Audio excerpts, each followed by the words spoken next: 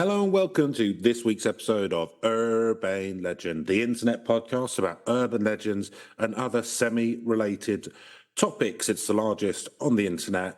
Oh yeah, by volume. I am one of your hosts, Chris Tofar, and he's a wonderful man with an ivory hand and he dances in the trees. Yes, he dances every night. What a beautiful sight with his Waterford crystal knees. It's Mr. Neil Herbert. Hi Neil, how you doing? Did you enjoy my folk song about you there? Yeah, I'm not quite sure what that was signifying. Hey, nonny, no, and a bucket of rice. Good stuff. How you been doing? Not spoken We'll for a turn little to while. musical theatre sooner or later. Oh yeah, yeah, all right actually. yeah. Yeah, we had What have you been up to? Carousing as usual. bit of carousing with the Carousing around Sunny Valley's Bongo and Barbecue Club, where you like to hang out. Well, you know my two favourite things: drumming and having lovely grilled meats. Yeah, I can't get in. Like, would you put me on the guest list one day? Because I know that you're a member. You're a little below the salt for Really. You quite making a cut for. Well, I'm jobless, aren't I? I'm still searching for jobs now. I'll be honest. One of the many red flags that you raised. even when you, I'll be honest, Chris. It's not about the money. Yeah. I'll be on because I'm a very redundant human, but you know what? It's starting to get me down a little bit, Neil, because it's been a couple of months now, and I've noticed that it's getting me down more because this is true, right? Yeah, this is actually true. Okay, this is unlike actually everything else you say. Yeah, unlike everything else. Yeah, unlike the entire podcast. So, when I was working, I would maybe twice a month feel a bit like meh and curl up in a fetal position in my bed and pull the cover over on me during the day. Right, maybe a couple of times a month. Normal, right? That's what we do. Sometimes you're feeling scream into a pillow. Yeah. Sometimes you're feeling a bit vulnerable, but I've noticed now it's happening maybe once a day.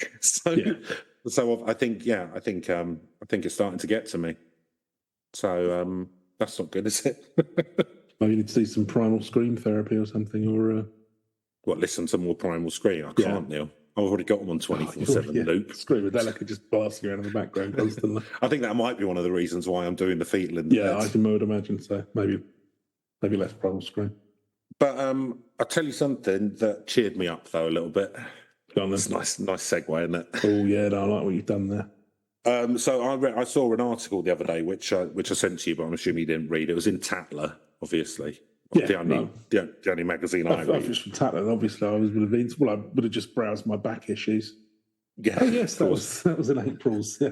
Let me just go and pull that from the shelf. Oh, wonderful. Oh, yeah.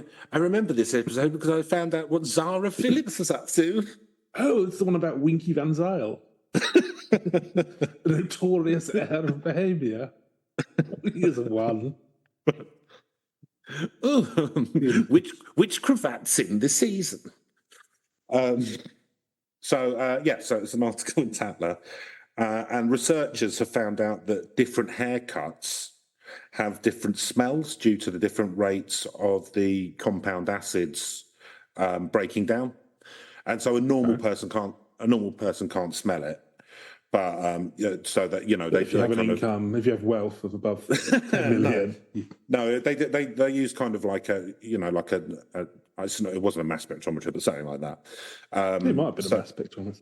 Maybe, but so normal people can't smell it. Some people would be able to smell it, like people with heightened senses, like a parfumier or a sommelier or a member of the military police, right?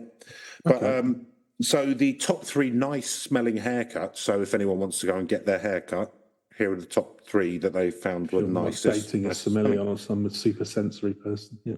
Yeah, or you just want to know. Was there an X-Man character who had super scent, or like super sniffs? Yeah, Nostril X, he was called. He was Professor X's son. One of the really useless ones. Because they had Legion, who basically had god powers, but then his second son was like Nostril X. He was just really good at smelling stuff. Yeah. but not danger. Couldn't smell danger at all. Was nose blind to danger. Constantly walking into danger. That was his undoing. So, I mean, I'd prefer to go with the adamantium skeleton and the mortality and self-healing, to be honest with you. Yeah, because the thing is, you can't turn off the smell, can you? So if you go to a gym or something, or a turkey spot. Yeah. I mean, I think it'd be pretty... You'd be like that guy from the Mask of the Red Death, wouldn't you? You just have to go retreat somewhere perfumed, so you didn't have to... Yeah, he'd be really easy to torture, wouldn't he? You'd just and to torture you, we're going to make just you a bottle of Lynx. That's all you need. Lynx Africa. We're going to make you stand in a farm. So top 3 for nice scent. Right. Yeah. So the third nicest was a bobble perm, and that smells of the sea. Apparently, it's quite nice, isn't it? Okay. Bobble perm. Yeah. The second one is a mullet, and that smells apparently like cut tulips. But the nicest. We're not worrying about the visual. So ideally, you want a blind person who's got super sensory. Yeah. If you're dating a blind perfumier, or move to the 80s. Move to the 80s. So, but the nicest one, which I think we probably could have be tasteful both from a visual and from a. Well, I think it is, and I think we could have both guessed it. Yeah, it's a comb. It's comb over, and it smells of roast lamb. Oh, it's lovely, eh? So there we go. So when we, I mean, we're both quite Hirsute, so I'm not sure if we'll go bald enough for a comb over, like our dear Prince, but perhaps we could. You get a tonsure and just a todger. Like the monks, tonsure, do they call it? They shave. Yeah, but that's not a comb over. It will smell different. Then you could then grow it out and comb it over. We might just shave the middle of our heads, is what we're saying, and grow out the sides. Artificial comb over, basically. An artificial comb. That'd be a bit of a flex, as the kids call it these days. I think so. We're not actually bald, but we're going to put an artificial bald spot just to put a comb over. So what it would be, it would be an inverse undercut, wouldn't it? Yeah. So instead of having long hair on the top with buzzed on the side, you have buzzed in the middle and long on the side. Yeah, and then just kind of like scoop it all in to make like a kind of like reverse mushroom. Reverse Hugh Grant. And if anyone's interested, we can cut your hair for you, good rates. Just contact us at the usual. Ideas like that. Or just come up with ideas for styles like that you might want to use. Yeah. So, do we have time to talk about the issue within podcasting of the use of snus? I don't think we can't not have time for that. I'm going to have to make time. Yeah. So, I don't know if people know, but podcasting is it's exhausting. And you've got your levels of concentration have to be, what's the word? Only joking, tip top. Yeah. So a lot of podcasters now, it's been turned out. Jet fighter pilot or something like that. Before podcasting, what I do is I close my eyes and I go through like the different movements I'm going to do on the run. Well, that's what I do on my off time to just keep my senses sharp enough for podcasting. I fly F-14 jets. Yeah. I mean, maybe think about the podcast a bit more. Yeah, well, it's fun, isn't it? Pretending you're in Top Gun. Yeah, apparently. So there's been the Podcasting Association has come out and said there's a problem with the use of snus, which is a Scandinavian tobacco-based pouch that you put up under your lip and your gums, and they're worried that a lot of podcasts are going to get mouth problems, I believe. So, Neil, you and I like to run clean, don't we? Which, to be fair, is why.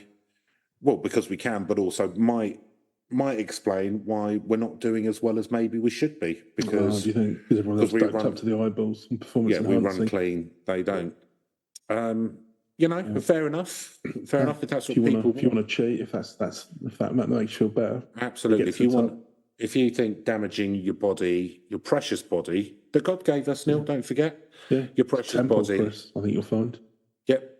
Yeah, absolutely. I mean, mine's more like an old disused railway. Some are more like a crumbling temple that's not really been particularly well looked after for the last 3,000 years. A boarded up nightclub or something. Post-Reformation one where they've just stolen all of it and knocked it down. Yeah. But a temple nonetheless. And do you know what?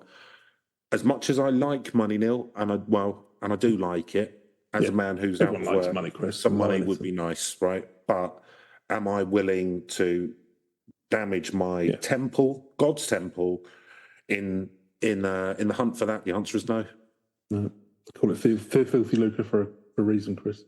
Well, I don't know what that reason is, but no, me neither. I don't research anything. So, Neil, that's real podcasting. Never research. Exactly, and that's you can't keep it spontaneous unless you're on the snooze, and then you can be up all night. Oh yeah, searching, can't you? Arguing on Reddit. So, Neil, has anything that I've said so far linked us to what today's episode is going to be about? It's gone quiet. I mean, not exactly. Okay, well, what is it about then? I'm thinking I may have missed a segue there that you'd built up, but no, I don't. I was building you into a segue with the hope that you'd be able to catch the ball.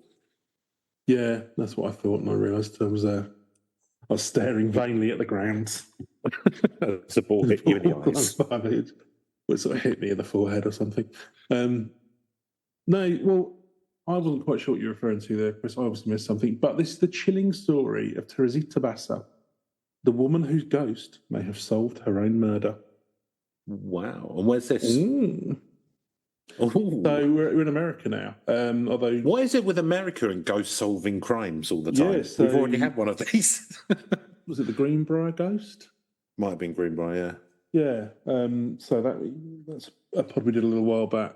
That was the first time where a ghost was able to be the witness to a murder. Witness at their own trial, which is quite good. No, to was it? No, so a daughter's murder. Her mother basically got the apparition, told her where to look for the. Oh, that was it. It was pretty clear the husband had done it, wasn't it? But this time, got another ghost who another from beyond the grave murder mystery. Are all supernatural beings grasses, snitches? I mean, if it's your own murder, I kind of feel like that's fair enough. Do you know what I mean? No, that's not the rules of the street. Really? Is that not even not the rules? Even from beyond the grave, you're not allowed to. No, ghost snitches get ghost stitches, spectral snitches. Snitches. Oh god, it's a lack of snooze that really holds us up. Yeah, it's going to be. Yeah, that's what it is. Not the brain damage.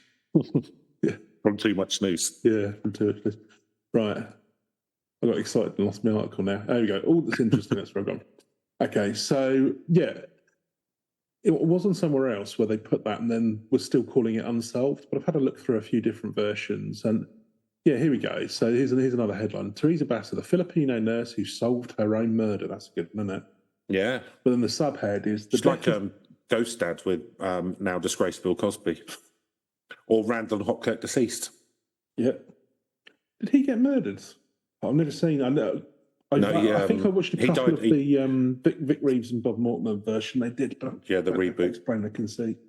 No, he died of syphilis. Oh, okay, yeah, yeah. Oh, that was why he had all those pock marks and the nose had fallen off.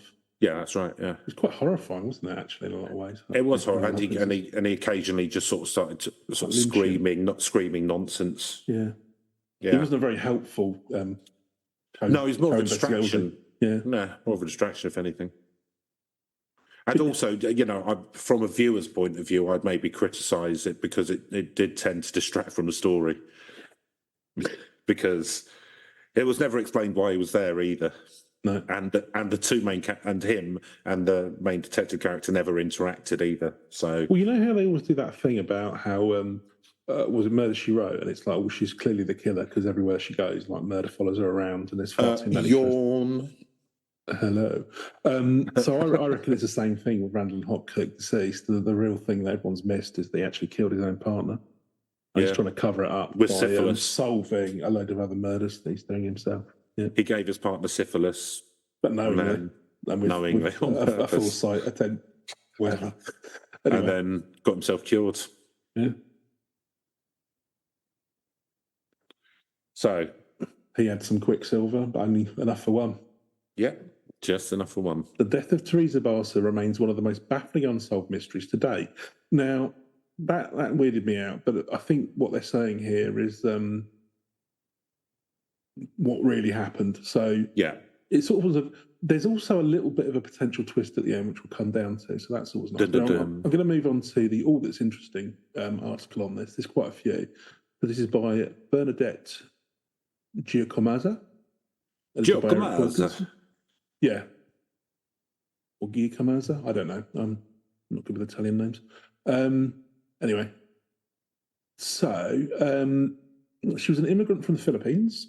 Who was found mysteriously murdered in her Chicago apartment in 1977. So, good 40 odd years ago. But then her ghost tipped detectives off to her killer's identity. Okay. So, did it like. Or did she? So, you know, that because I think that it's. Is it just bullshit? Or, like, do sometimes American police use psychics or whatever, or mediums, because you see it quite a lot in media. Happened in England as well. So what you but do they do it still now? Because yeah, no, it's a bit. So there are documented cases. So I think the one thing is obviously it's not. You couldn't use it for. Well, I don't know. You can use it as evidence, but you can use it to try and find a body. A warrant. You couldn't use it for evidence. I think when you run out of things, and it's just kind of like. I mean, the one thing I do... Give it a go.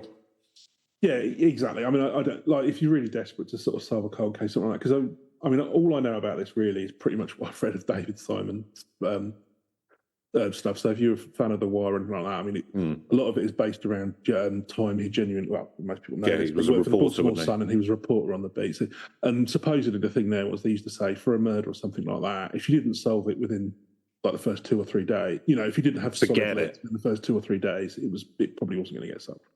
Yeah. You know, because that physical evidence, once it's gone, you know, if you haven't picked up on it or whatever. Oh, what you mean if you haven't found a body, or if you haven't found the... Yeah, or some compelling clue. If you quite easy to get away with murder then. Yeah, alarmingly so. I mean, obviously with forensics now, then it's a bit different. But nonetheless, if you know, yeah. But again, forensics, if you know, you'd be there, you get the evidence.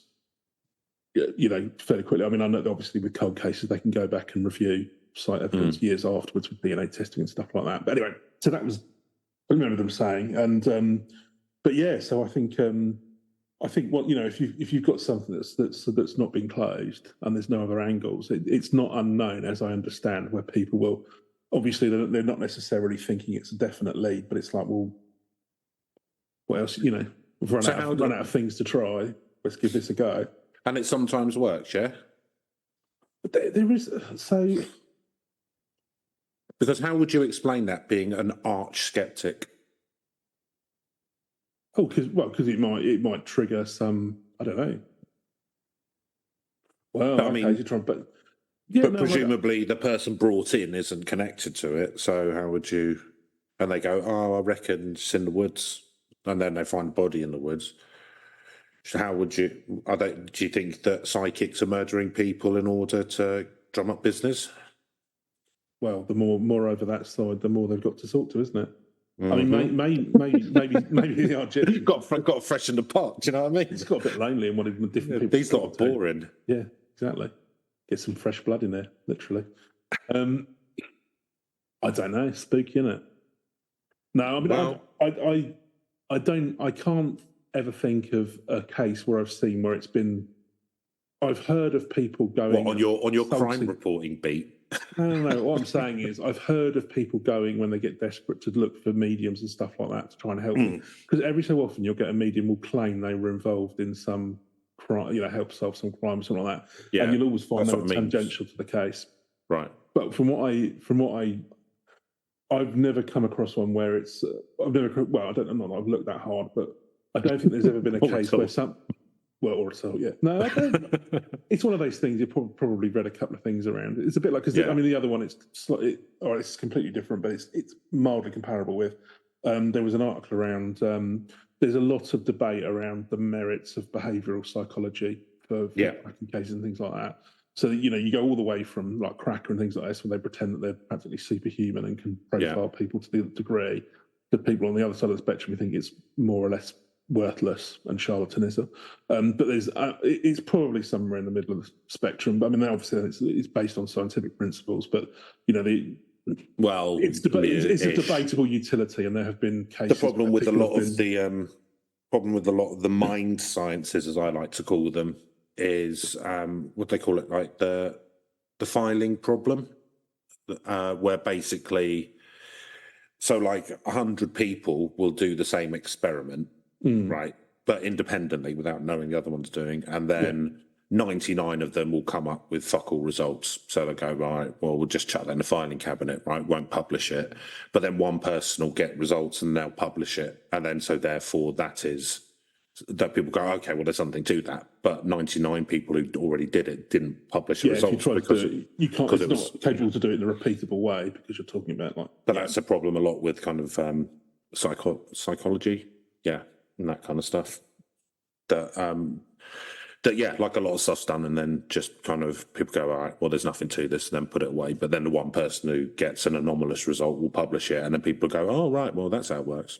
Yeah, could be.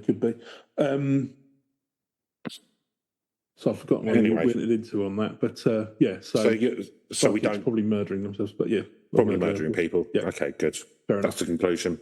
That's the conclusion we've come to. So let's dive into the article then. It's a bit of a nasty one, really. So the brutal murder of Terresita Basa went unsolved for years. From the day she was killed in 1977, Chicago area police was... So this is interesting. This is one that, it was like a cold case by the sounds of it. So Chicago area police were stumped by the crime that seemed to have no motive, no leads, and no chance of being solved. But 5 months after her murder, an unlikely ally came forward, claiming to have information about the young Filipino immigrant's death. And their information proved correct and valuable. Alan Showery, a co-worker of Basa's, was ultimately tried and convicted for the crime. On the surface, the murder of Terresita Basa was largely unremarkable, although no less tragic for her friends and family. I think it is kind of remarkable. We'll get into that in a second. Yeah. But what made this story remarkable was how Basa's husband and the family friend came to find out about Showery's guilt. So the person who came forward was the family friend, presumably. Co-worker, I believe it was, actually. Well, no, the co-worker was the one who did it. No, there was two co-workers. We'll get into this, but basically there were two co-workers. Well, so one came forward, one... We've got to build up the story a little bit here, Chris. All right. We're going to... I'm hungry for narrative. You want to get straight into the pudding, don't you? But you've got to have... Hot steaming plate of narrative. You want to have your veg... And all your nutrients first. I don't like carbs, it. Then you can have your meat and your treat. Get the veg out of the way first, and then you can enjoy your carbs and your meat. That's the way I choose to eat food. Spent a lot of time putting together this article that we're going to read out on the podcast. So I suppose we should give it some respect. That it's due, isn't it? I think it's because I've had too much snus. Yeah, that's true. Yeah. My eyes are closing. I can't blink anymore. My eyes are now closing in a two-stage. Well, I mean, I'll be honest with you, Chris, you're having a stroke, but I didn't want to mention it because it's kind of interrupting the podcast. But that's true. You may want to ring an ambulance. Yeah, fine. Just if you can, I'll ring them after. Hold yourself together for the next 50 minutes, or not. It'll be fine. I'll be honest with you. If you do collapse, there'll be less interruptions when he's reading out this article. So it'd probably be good then for you, wouldn't it? Yeah. It almost feels like you've prayed for this. Well, I may have left a bit of strychnine round your flat. Oh yeah, but that goes with the rest. Well, let's see whether everyone does that. I assume me in. Everyone does that. I assume it's custom. Yeah, committed murder on the podcast and confessed. Terresita Basa's humble beginnings and brutal murder. Born in 1929 in the Philippines, she came to the United States in the 1960s in the hopes of earning a better life. The swinging 60s. Were they swinging it initially in the US? I imagine they were, but I suppose the 50s were Woodstock and that, wasn't it? Yeah, that was towards the end, wasn't it, though? But it was like kind of towards the end. Barnaby Street and stuff. Well, no, I don't know. I wasn't there.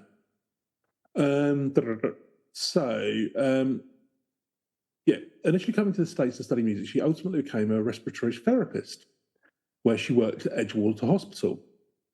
The facility that was located just outside of Chicago, Illinois, once boasted Frank Sinatra as a patient and was the birthplace of serial killer John Wayne Gacy and Hillary Rodham Clinton. Oh. there's a bit of background detail for you, which you Nice. could argue is mildly unnecessary. So in order of evil, you've got whoever that woman was, who I don't know.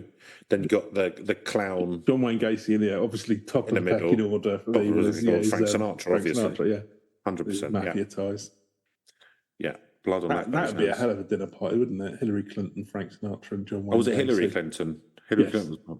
Hillary Rodham Clinton. They used so why haven't the oh, maybe they will. Maybe they'll pick up on that. Why haven't the right-wing nut jobs in America picked up on the fact that Hillary Clinton and John Wayne Gacy were born in the same hospital, considering they believe in like the devil and that? I probably have. Let's be honest. I would. There's probably someone out there with a shotgun right now harassing an innocent piece of shop, driving into Washington. Yeah, where's Gacy?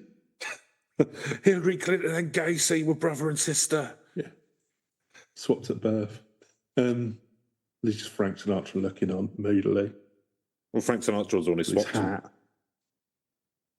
He swapped them round. Swinging at you. Yeah, he's already swapped. He swapped them round and gave Gacy a teddy bear just of to make a the clown. Rat Pack laugh. Yeah, that's how we prank them in Illinois. That's it. I need another 2 fingers of rye. Yeah. It's just what you did. Just what you did in those days. Yeah. Terresita Basa led a quiet and unassuming life. She was pursuing a master's degree in music and would frequently give out complimentary piano lessons to neighbourhood children. That's nice. She seems like a really nice person, actually. Because this other thing is that allegedly the person that got murdered by it, she'd been effectively helping them out because they were a bit skint and sort of like letting them do odd jobs around the house for a bit of money. Even though it doesn't appear that she was like, massively earning a lot herself. No, she was just a generous, nice person. Yeah, just a nice person. Good human being. Yeah. Can't afford to be that these days now. No. She enjoyed a relatively sedate life with her husband Joe when she wasn't working or studying for a master's degree. So then on February 21st, 1977, Ruth Leo phoned Terresita. They chatted for about 30 minutes. They would later testify that Terresita was expecting a friend to come over, but didn't give any further details about who he was or the purpose of their visit. An hour after they last spoke, the fire department was called to Terresita's apartment after neighbours complained of smelling smoke in the area. Firefighters ultimately discovered Terresita Basa naked and buried under a mattress with a knife protruding from her chest. Investigators ultimately determined, despite initial appearances, she wasn't a victim of sexual assault, and there was no physical evidence to lead police to a potential murderer. So she'd been stabbed and then kind of set fire to her and shoved under a mattress. Oh, he set fire to her, not the flat. I think he probably tried to do both, but it doesn't say. It's not terribly clear. But anyway, Terresita Basa's voice calls out from beyond. So for 5 months, police had no leads and no idea who could possibly want Terresita Basa dead. What I will say, this is shit policing. Based on what they've said already, I've got a couple of suspects. Go on then. Well, no. So there's the bloke. I'll assume you haven't read ahead. No, I haven't. On a mode, yeah. No, well, there's a bloke who comes round because he's on his uppers and she helps out. Right, I haven't uncovered any of that yet, but yes. Yeah. What they have? Well, how haven't they uncovered that? Because presumably all they know is that a friend was coming round. They don't know any of that detail. So her husband doesn't know that this guy. I told you that. Well, her husband doesn't know this guy came round. Presumably not, because I mean, I don't know where her husband was. But yeah, well, that's suspect. Considering how closely related the person who got arrested for the murder was eventually, it doesn't, surprising that they couldn't winkle that out without ghosts. But there you go. Yeah, well, Fortunately, the late 70s were like America was a bit of a mess, wasn't it? 60s, wasn't it? But well, no, late 70s. It was like New York. Oh, sorry, no, you should come over in this. Yes, it's 77. Yeah, there was. There's a lot of poverty around, and Well, there always is, but I mean, it was particularly bad in the late 70s to early 80s, I believe. Yeah, certain parts. I mean, Chicago's a funny one because it's obviously a beautiful city and all the rest of it, but I know Illinois, there's quite a lot of poverty in certain areas of Yeah, there is outside Chicago still got lots of poverty. Yeah, because you've got a lot of rural communities in Illinois as well, as I understand. Well, and I really know, but I don't like. Maybe I'm casting aspersions, but the police then and probably now still would put more elbow grease into some murders than others. It's highly possible, but yeah, we don't. Based on certain characteristics.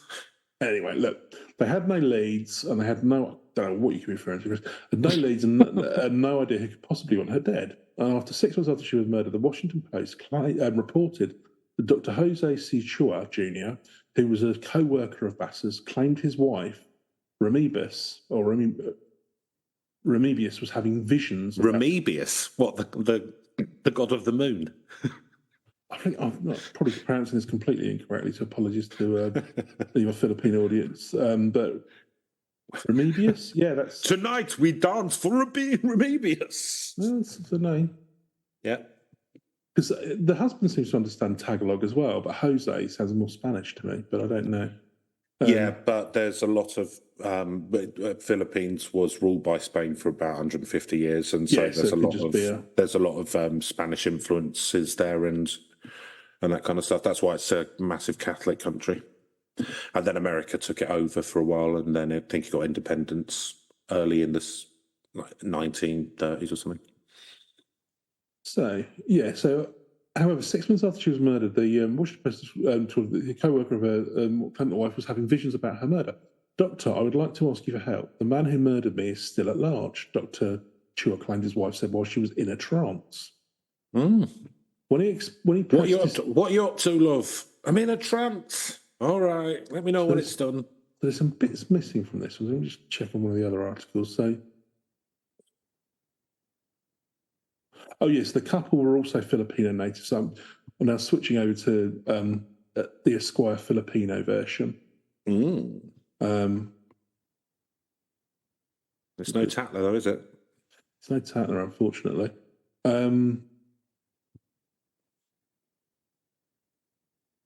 So this actually gives us a bit more information. So, she went into the hospital as usual. She'd had the phone call with her friend Ruth Lear. And then during the investigation, clearly she had no enemies, was intelligent, unassuming, lived a quiet life, yada, yada, yada. But yeah, then the lead detective of the case, Joseph Stachula, received a phone call on the case that would unravel the mystery altogether. It was from Jose Chua, a doctor who also worked at Edgewater. So he worked at Edgewater, and I think his wife does as well. And she's in the respiratory. She's a respiratory nurse as well, I believe, as was this Alan Sherry fella. So he told the detective his wife was having visions. They call her Remy here. Anyway, obviously that's a short version. Was having visions about Basa's murder, and if that's not bone-chilling enough, he added that Remy would go into a trance-like state and Basa's spirit would speak through her. And I've read another one of these because it's speaking in Tagalog as well. So apparently his wife was familiar with the language, but didn't speak it very often because she's living in America now. So, Doctor, I would like to ask for your help. The man who murdered me is still at large. I am Terresita Basa. So they're Filipinos who migrate to America, and they claim they delayed talking to the police for fear of looking ridiculous. They didn't think anyone would believe their story, but when her visits wouldn't stop coming, they decided to tip off the police, especially after the deceased gave them a name, Alan Showery. Alan? Showery. Showery? Yeah. There's a lot of unusual names in this article. He sounds a bit wet. Yeah, indeed. Yeah, it's literally like shower, really. And the thing is, there was only the only clue that they actually had. There was a note that read, "Get theatre tickets for AS." But they didn't know who the initials were for when they put that around. They thought it was Alexei Sale. It probably was, to be fair. Yeah. Come in and have one of his rants. Rants, yeah. About Dr. Martens. Yeah. Like in the Young Ones, if anyone hasn't seen those. So he was an orderly who worked at the same hospital. Which is everyone who's listening. Yeah. Unless you're in your 40s and live in the UK. 50s, I'd say. I saw the Young Ones growing up, not my 50s yet. Yeah, but reruns. They came out in like 1981. Well, maybe it was reruns then. Fair enough. I thought it was like 84 or something like that. No. To look that up. Sherry was an orderly who worked at the same hospital. Anyway, during one of Basa's alleged possessions of Remy's body, she told that Sherry came over the night of her murder to fix her broken TV. But what was initially a friendly visit took a turn for the worse when Sherry decided to steal an expensive pearl ring from France, passed down from the victim's mother. Hmm. The ghost even gave him the phone numbers of those who could help identify the jewellery. This is a helpful ghost. It's very helpful. It's good, got the it's a good numbers and everything. investigatory ghost. Yeah, it's giving you all the facts. Done the boot work. It's going to become like ghost detective. And after Ghost this, you can detective. solve other murders of other people. Nurse Like ghost Quantum detective. Leap, but with a Filipino ghost lady. And far more violent. You get Lucy Liu in it or something, couldn't you? I know she's not from the Philippines, but they're not too sensitive They're not about gonna these care, things. are they? Yeah. Clearly, I'm not either, apparently. But Nope. So this thing is off the top of your head. Can you name a famous Filipino actor? And I'm not trying to be. I can't. That's my ignorance. But not off the top of my head, no. no. Anyway, okay. Well, that's something for me to go and have a look at. So You're trying to drag me down with you. yeah. As bizarre and illogical as the situation seems, the investigators thought there'd be no harm in following up the story. Fair enough. Again, I think this is what will happen sometimes when people some medium rings up claiming to have some evidence. Well, Yeah. check it out. Who knows? We need to go get donuts anyway. Yeah.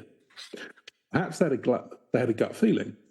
At the suspect's home, they found his girlfriend, Yanka Campbell. I had a hunch that this ghost tip may well be maybe what we need to break this case wide open. And then a breakthrough. Not only did they see the stolen jewellery in Yanka's possession, but they're also able to confirm it with Bass's cousin. Just because, this is the one thing here. So presumably, I'll sit on the evidence. Well, this is where it gets a little bit. It probably is just down to absolute. How sociopathic you have to be? Where first off, there's someone who's been helping you out, like giving you a job, steal something. Like that. You see a bit of. So I understand that to an extent. It's not something I would do, but people get very desperate, right? If you sold it because you really need the money, yeah, but if you just for a fucking birthday present or something. Oh, what, he gave it as a present? Look, we've all had that thing where it's Christmas Eve. Do you know what I mean? And it's like, what do I get at the petrol station to buy? Yeah. I haven't ended up, gunning down the petrol station attendant. Well, that's because we have gun controls. Yeah, that's true. Otherwise, we did done that. That's true. You would have done it. Here you go, Mum. I've got you 40,000 gallons of premium unleaded. It's out of the back. You won't have to go to the petty station all year. No, that's like, if someone's doing you a favour and then it's just like, oh, brilliant. Yeah, it's not like if I don't know. If it's life or death, then you could potentially steal off someone. There are varying degrees, but you'd have to be extremely cold-hearted to. You wouldn't murder them. Give it to your girlfriend and then hope nobody sees. No, or wife, or whatever. But anyway, no. So they found the jewellery in his wife's possession. He's backed into a corner and no way to account for the pile evidence against him. He gave in and signed a confession. Stop. Yeah. He only got 14 years in prison. It gets a bit. It's hard to say with absolute certainty that it was really Terresita Basa who brought herself to justice. After all, there are other theories that could refute the involvement of the supernatural. Did she really come back from the dead? Or did her friends and family coordinate to solve the murder? And if they did, why would they do so pretending to be Basa's ghost instead of going to the cops directly with their knowledge? Unless it was a spirit all along. Only the dead know the real answer. Unfortunately, this case is another mystery that will remain unsolved. So there's some other bits and some other articles we'll come to at the moment, but this is the thing. So, because you do kind of think, well, okay, it could be another situation like the Ghost of Greenborough, where the mother probably just, made it all up in order to sort of like, she knew damn well it was the husband and she just relied on sort of superstitious villagers to stitch him up, give her. But yeah, you kind of think, well, but that doesn't make a lot of sense. So I think, they might well have known that this guy she'd been helping this guy out, right? Had some suspicions, and then and he was a bit sketchy, but she wouldn't hear it. She was like, "Oh no, he's all right." No, and they're like, "No, this guy's a bit of a fucking wrong'un," and then she ends up murdered, and then so they tip him off to the police because they're like, "Well, it's got to be him." I think that might be it. That's one thing, and they could have, So, but if you'd just gone to the police and said, "I reckon it's this person," maybe they would have gone. Then they would have listened, And then so you go in with something and say, "Well, I know this sounds crazy, but," and they go, "Well, check it out." Hey, we're the Chicago police. We may not do karate, but we do crazy. It's good. I like it. Yeah. I'm That's what I got on that badge. I'll look as well, because there's another article where they kind of have a slightly different slide. So I think that's probably it, isn't it? Well, no, see, there's that one. Because if she's working with it, she's working with this woman as well. She would have talked about this person who she was helping. Well, see, here's the thing, though. She would have been like, the other one probably would have been like, well, be careful, because. Well, that's one theory. But the plot thickens. So the thing is, he did. So the plot thickens even further. Yeah. So although it's not in all of the articles, I'm trying to find the one there where it is. So the first thing to say is, 'cause I've read a few of these articles. His initial trial, it was a mistrial because the jury couldn't agree. So initially he signed a confession, but then he said that he'd been. This is why I prefer the Judge Dredd protocol. Yeah. Yeah, cleans up all that mess. No jury, judge, jury, executioner. Yeah. To get it all done in an efficient manner. Perfect. Then you can use the courts for things like border disputes, not between countries, but putting fences up, that kind of thing. Small claims. Yeah. Important stuff. Should be useful. So he'd gone along but he said that the investigators kind of sort of lent on him to put the murder and said they're going to implement his, they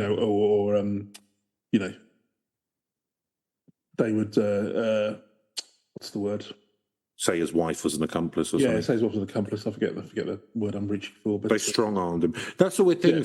So they're not allowed to do this in the UK, I don't believe. But in America, and I think this is really bad, right? When you're interviewing someone, a suspect, you're allowed to just lie to them. You're allowed to, you can completely lie. It's legal. You can say, well, we've got evidence it was you. But like that, you're allowed to do that, and then that massively railroads. Oh, you were allowed to pretend you've got evidence. Oh, I didn't. Yeah. Yeah, you can just lie. You can say whatever you want, which is fucking nuts. You can just say whatever you want to try and break the person. You completely lie. Yeah, so you can say, we've got video of you coming out of the house or whatever, and the person will be, well, I don't know how you got that. I said, well, it's there, and a jury will see it, and they're gonna fucking give you the chair. So how about you just take a plea? Yeah, well, it's nuts, isn't it? Well, because this is the thing that happened for him. So actually, I think it's on. That doesn't feel like justice. Well, no, that's where you're making up evidence that doesn't exist, which. Yeah. So you're putting someone in an impossible position because, and then you're claiming that they admitted to something, but you've put them in a position of, well, it's either death or we can maybe get you like just some years in prison, but like any jury's going to convict you, right? And so there was a famous case. I forget the chap's name. Colin Stagg, but he was kind of like lured into making a confession by, they call it a honey trap or something. So there's a female police officer. I wish I'd been honey trapped. Or Rachel Nichols' case, but probably so. But anyway, he was like, but they basically just found that this lonely geezer and got a female WPC to start up a relationship with him and get him to but they basically found later on he was being very strongly what's the word? Given the coerced to incriminate himself. Yeah, coerced. That's. Was that in this country though? That was in this country, yeah. But that's the thing. You're not allowed to do that. Well, yeah, he got thrown out eventually, but it's fine. It's fine. He wasn't actually convicted. It was. I think he actually went to prison for a while. I think it only came out. Well, there was that whole thing where, again, it's not massively legal. Basically, where the police in this country started using the tactics like the FBI used to use, where they would insert people into what they considered radical organisations, and then basically try and get them to commit violent acts when they weren't actually planning on doing anything like that. And then they started doing that. But they started doing that in this country, in like stuff like fucking Greenpeace protesters and like fucking like stuff like that. Oh, I mean, there's been it's become quite notorious, isn't it? Because there's a guy who had like kids with people for decades. No, No, it's come out. It's been very shocking. There's been some horrific stories of, complete abuses of undercover police. Not Well, that's of just course confined to that happening our in friends across the America pond. was how Tupac's mum, Afani Shakur, she was in the Black Panthers when the FBI did that to them and then took them to court, like saying, "Oh, well, you're going to like blow up something." Yeah. And then she got up and like basically just took the whole case apart herself, represented herself, and it got booted, and then they had to change the laws around it. And even the guy who had done it, the undercover guy, was pretty much sort of crying with shame at the end of it. Yeah. She's a very impressive woman. But I say it's happened in this country. Sorry, I don't know why I said woman, a very impressive person. Yeah. I know what you mean. But yeah, so there is a little bit of this because he was told that he could incriminate his I think it was his other half. I don't know whether it's his wife or his girlfriend. I mean, she's his partner, actually, his pregnant partner. So he'd initially denied killing her. They kind of said, well, your wife been incriminated, or potentially this is what we're saying on the story here. Handling of stolen goods. Yeah. I mean, obviously, the jewellery's there, so there's some pretty compelling evidence. Bang to rights. But then, then basically there was a mistrial because they couldn't agree on, and he was advised by his lawyers to plead guilty. Don't try and do it again. So he got 14 years and was out in 5. So pretty 5 years for murder. That's ridiculous. Yeah, for such a horribly brutal murder. I mean, he walked. It's almost worth it. Well, I mean, I don't know how nice that pearl was, but Yeah, I know, but you got to get a roof and 3 squares. These 5 if you're already years down on your luck. And also, you make some contacts. And from what I understand, prison is like a holiday camp anyway. But there's something I was going to go and try you can get on the spice. That's true, Get on the spice, do some drugs, nice, work out, come out in best shape of your life. You can get yourself into a nice Hollywood movie or something. That's it, because you're real. Yeah. Get some tattoos. Maybe join a gang. Oh. Finally, someone's got my back.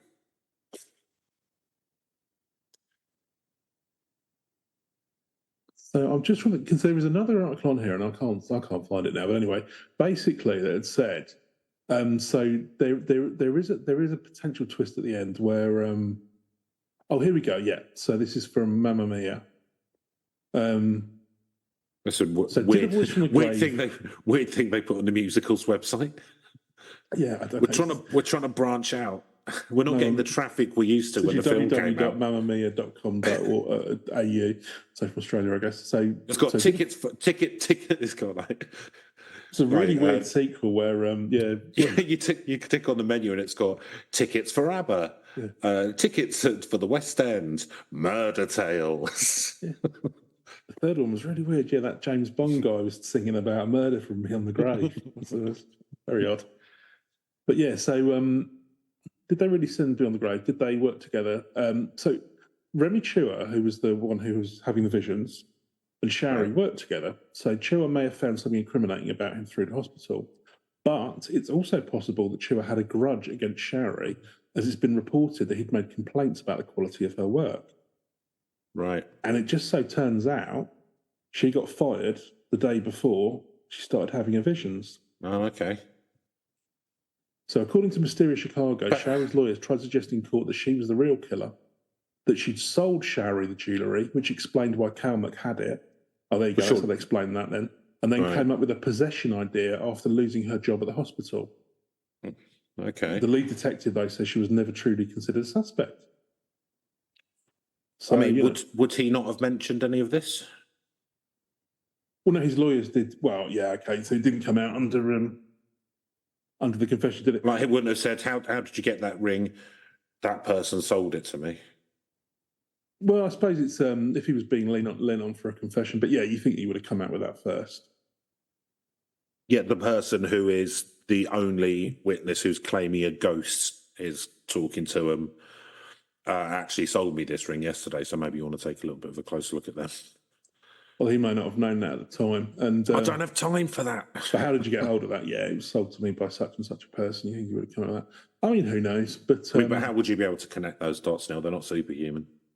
Yeah. Didn't have AI then, did they? So. Well, no, that would have predicted, wouldn't it? Did you hear about there was a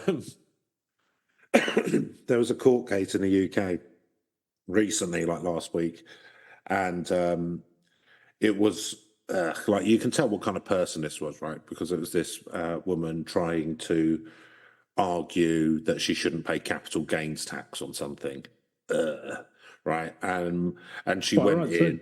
Yeah, taxed 3 times. And paid so tax on a paper and I did once. That's why I should ever pay tax again. Yeah, I paid VAT on this bottle of Bollinger I bought, and I'm not, now you want me to pay capital gains tax on the shares. How much do you want to trickle down? You're like a regular Alan Showery, just stabbing me up for my pearls, aren't you? You poor people. Anyway, sorry, what was she doing? And so her and her lawyers went in with 3 precedent cases. Mm-hmm. Right, and went to a judge, well, like, here are 3 precedents which prove that I don't. Right? And then the judge took it away and went to look and said, none of these exist. And basically, they had tapped into an AI. They had gone into ChatGPT and said, find some case law for blah, blah, blah, blah. And it just shut it out. It just made it up. There was no real case law. So, I don't warning for you there.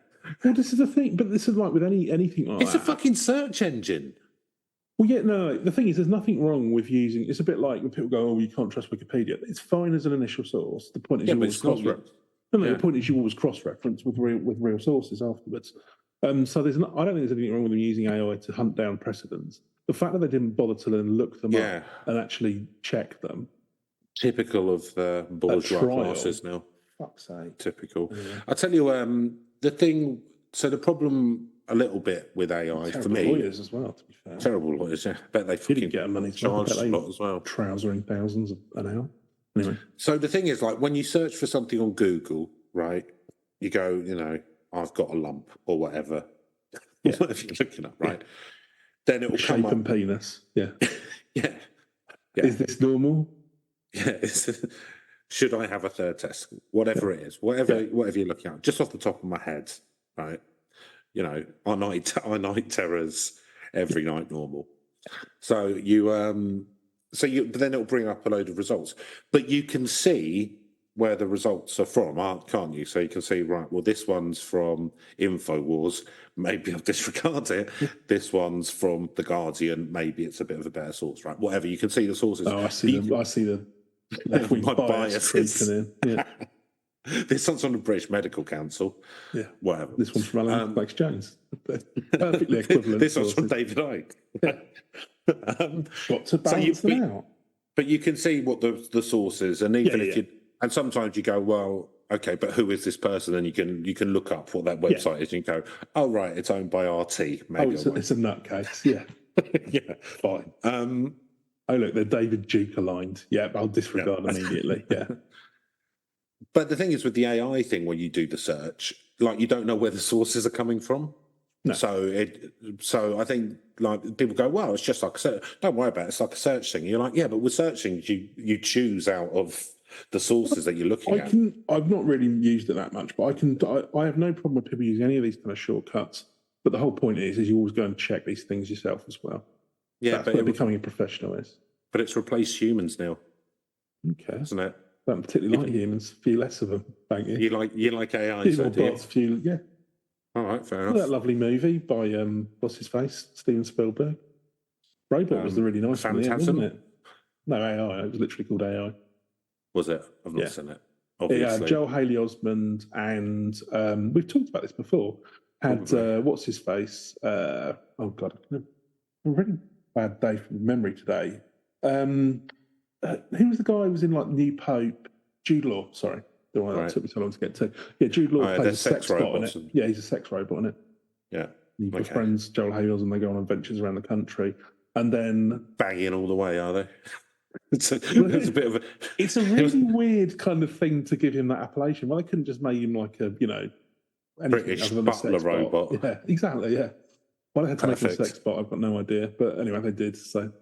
Well, that's just where Spielberg's mind was at the time. Yeah, how long am I going to have to wait? He thought to himself. And there was maybe a cute teddy bear thing I seem to remember now as well. It's not a great film, frankly. I've not. Yeah, well, I won't ever see it, so it doesn't matter. Yeah, wouldn't bother. But yeah, so just be, don't use it. Don't use it in a court case. Would be my thing. Well, no, just like I say, check out those sources. I can't be bothered. Exactly. It's I'm sorry, I came up with these fictional precedents. Anyway, so you'll have to send me the details of that because that's quite funny. Yeah, so that's pretty much it, to be honest with you. So you got 3 theories, I guess. Woman from beyond suicide, the grave solved her own murder. Suicide. Yeah, that's what nobody realised. It was suicide and spontaneous combustion. No, actually, she spontaneously combusted whilst chopping up some onions. And she was having a lie down because she was tired because of all the crying of the onions. Under the blanket because it was daytime. So ended up stabbing herself in the chest, and then because of spontaneous combustion, she set fire to the mattress. Yeah, so that's number 1. She paid for fixing the TV in pearls, as anyone would. Then he panicked because he thought that's too much. He knew it was too much at the time, and he was taking advantage. And then because of his guilt, he ended up confessing and then doing 14 years. Or 5. or 5 on parole. It's fairly well behaved. It's not like he did a real crime, like being on a march or something, innit? You know what I mean? Or shoplifting, or smoking a joint. Yeah. Didn't do something terrible like that, or like being late with his council tax. Yeah. Yeah. Yeah. So. He, 5 years. Yeah. Well, he got 14, which is not that. Yeah, but he'd served 5. Yeah, he only served 5. Well, say what you will about him. He's been heard of since, so maybe it worked. You can complain, but he was really useful around the laundry. So he's not recidivist by all accounts because they've never heard of him since. So unless he just learned his lesson. Yeah, got better at it. Next time you sell the pearls and. Next thing he's just walking along. Give the old lady cash. Walking along Chicago wearing like a suit made of pearls. Like a pearly king. Like a pearly king, but with pearls rather than buttons. Yeah. But doing a Cockney walk anyway. Oh, and I walk That's how you get Chicago Avenue. No, either look it up with some AI search engine or ask Jack White about this. This is an East End tradition. I ain't stolen these pearls. Right. Okay. So 4 possibilities: commit suicides and spontaneously combusted. Yep. Solved. Came back from the grave, solved her own murder. Yep. Friends at work basically made it up to sort of solve it on her behalf and didn't think that just going with the straight story to the police would get it through. Or they stitched up an innocent man. Probably most likely the third one on balance. I think most likely the third one. The fact that they found the jewels in its flat. And then, as you say, at first, the fact that why wouldn't he have mentioned that? Yeah. If he had sold it to him. So I can't fit a cigarette paper between the first and the third. So the fact that she was, the fact that he complained about her at work and she'd been fired does, but I think far more incriminating is the jewels being found on your wife's person. Yeah, I mean, physical evidence and all that. Yeah, I mean, it muddies the water slightly, that part of it. But I don't know. Like, none of them seem like murderers to me. So I think probably the first. Suicide, yeah. I think so. I think it's suicide. Accidents happen, Chris. Well, most accidents happen in the home, don't they? She was so annoyed by it, and because you'd never, because he hadn't fixed the TV properly. That's it. That bothered her. And she decided to get her revenge from beyond the grave. Yeah, she probably slipped the pearl into his pocket on the way out. When I've had enough of his substandard handiwork. I'm so depressed by this. I'm going to have to take my own life, but he's going down with. I can't watch my programs. I mean, I'll be honest with you. Given the ridiculous licenses, laws in this country, will probably be out in 5 years anyway on parole. So, do you know what? If I can't watch Cagney and Lacey, workmanship doesn't. If I can't watch Cagney and Lacey this evening, then I don't want to be here because it was a two-parter. Our apologies to any friends or relatives of of the lady. No, I think it's yeah, no, we're being silly because sometimes you have to laugh in the face of horrific crimes. You don't have to, but it's probably ill-advised to be honest with you.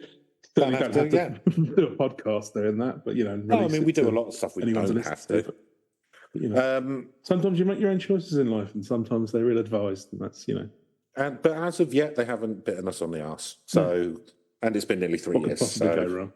Teflon. So, all right, let's go to the scoring system, Neil. Just lovely old apathy saves us again. Scoring system. So, what's the first one? Spookiness. Yes. Yeah, this is. I mean, murder's horrific. Obviously, that's very spooky. But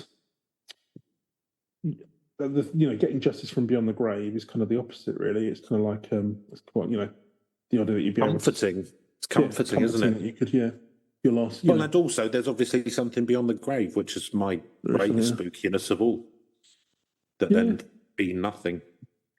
Yeah, I don't know. I don't. Yeah, being in limbo or whatever. I don't know about that, but that'd be all right. So yeah, it's a 50-50. I'm going to give it 5. Don't you like tropical parties? Isn't limbo's just like a beach party, isn't it? Where you eat like suckling pig and like dance. That's a Lao, I believe. But they do limbo dancing, don't they? Oh, you do limbo dancing? Yeah, you could do limbo. Yeah, that's where you. Is that not what limbo is? No, the or purgatory or whatever, or the. Purgatory is a gay nightclub. That sounds all right. That'd be all right. Yeah, that'd be all right. So speaking, it's like a realm in between heaven and hell, isn't it? Supposedly, I don't know if it's correlated with purgatory. I don't know if there's any biblical evidence of purgatory, but anyway, whatever. It was. I think it was. It mentioned in one of the. It was cemented in one of the Council of Tours where they just like solidified everything. Yeah. Don't know where they got it from. Don't know why. You might as well. Well, you will because it's a bit of a money spinner for church, isn't it? Well, because people were going, just praying gets you into heaven. But what about unbaptized babies? That's what people said, and then they went, "Well, we got to put." How about this? That's difficult. Tell you what, outside of the box thinking, how about there's a little space that's not heaven or hell where the unbaptized souls go? Yeah, fine. That's where I'm going anyway. You're not. You'll be straight to heaven, mate, apart from all the stuff you've done. Yeah, apart from all the stuff. I'm strapped to heavens as St. Peter tell me you can get fucked before he flicks me down. Yeah, but you're Catholic, so you'll just go, didn't mean it on your deathbed, and you're fine. Bang, straight up. Yeah. The old back door. Yeah, they'll just open up the velvet rope. Oh, Mr. Herbert, good to see you. Regret it now. I realise this is all true. On your deathbed, in you come. Literally everything. Lovely. Don't mock the extremely wonderful. Get handed a chalice of wine and start dancing to some techno music. Nice. So, what score are you giving it? 5. Yeah, 5. So I think being murdered in your own home is scary, isn't it? Yeah. About the most horrifying thing I could think of. I don't know. I've got quite dark thoughts. That's true. Yeah. It's high up there on the. All right, let's put it another way. It's very high up there on the scale. Yeah, just being murdered in general. But so the problem. Yeah, the problem I'd have. Feel safe, But I never feel safe. That's why I sleep as far away from the front door as possible, which unfortunately in my flat's the kitchen. But it does mean that I don't have gas on as well, don't you? Well, that's how it helps you get to sleep. Forgetfulness, which isn't getting any better because all the gas you keep giving yourself. Well, I've got a little camp bed set up in there, and it means if it's easy if I need a drink during the night, just reach up to the taps. Murder in your own home, Ghost Detective, 4 for me now. Believability. So this all happens. Do I believe? So that's good believability, right? Yeah, it's got to be a high one. Good. It's going to be a high one. Do I believe it was solved from beyond the grave, or do I think it was very much like the Greenbrier Ghost, where people have used it as a way in to be able to get the police to look at something they wouldn't do otherwise? I think that's probably the case. I don't think it was a ghost, but it all happened, so I'm giving it an 8. Yeah, similar logic. 8 for me as well, I think. The only thing is, what's interesting here with the Greenbrier Ghost, I can see a compelling reason for the mother to come up with a story. Yeah, there was more. Yeah, With this one, I do feel like they had alternative routes, and it's weird that they waited months before doing this. Do you know what I mean? And that's what's interesting with the whole. I mean, that's the only thing that gives also a little bit of credence to the they stitched the guy up theory, because they wait. It was 6 months before they actually. And after she got fired, before they actually decided to, I mean, who knows? Maybe that's what tipped them over the edge. And it's like, we had suspicions, but now I really. But then it could be that they were on that guy's back, saying, "Look, we know you fucking did it, like whatever, or confess." Yeah. And then so he started making complaints to get her sacked. Could be, yeah. But we don't know, do we? Why they didn't go to the police earlier and why they did it like this, we don't know. But yeah, that feels like the most likely one. So, but yeah, believability an 8 for me, because all that happened, but obviously not the ghost thing is less believable. Narrative premise, Neil. I think this is a pretty good one. There's, I think we talked about the podcast before. There's a good film noir called something like I can't remember. What do they call it when you DOI, when you're dead on arrival, or DOA? Excuse me.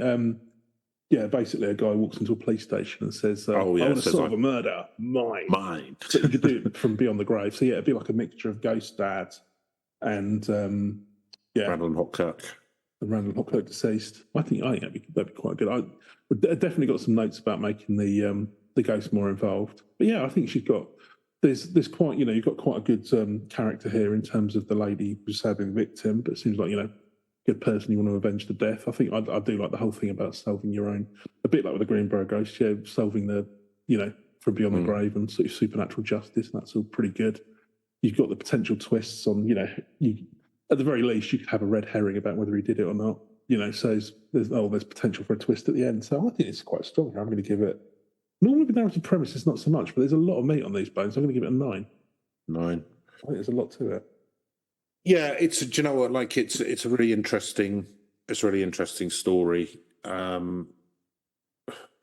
It's